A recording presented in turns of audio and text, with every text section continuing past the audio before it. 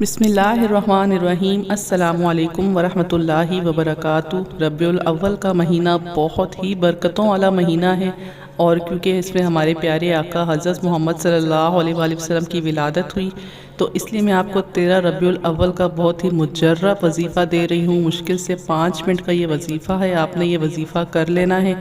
تمام مشکلیں، پریشانیاں، کوئی رکاوٹیں ہیں، بندشیں ہیں، جادو ہے، جنات ہے، کوئی نظر ہے، حسد ہے، کچھ بھی بری چیز جو آپ کی زندگی میں آپ کا پیچھا نہیں چھوڑ رہی، روزگار نہیں ہے، برکت نہیں ہے، گھر میں ہر وقت لڑائی جھگڑے ہیں، پریشانیاں ہیں، سب ختم ہو جائے گا انشاءاللہ۔ یعنی جس بھی مقصد کے لیے آپ اس مقصد کو اپنے ذہن میں رکھ کے اس وظیفے کو کریں گے تو انشاءاللہ بہت اثر ہوگا۔ 5 وقت کی نماز کی پابندی لازمی ہے، اور باوضو ہو کے آپ نے وظیفہ کرنا ہے۔ وظیفہ بتانے سے پہلے آپ سے ایک چھوٹی سی التجا ہے کہ ویڈیو اچھی لگے تو لائک ضرور کر دیا کریں، چینل کو سبسکرائب کر دیں۔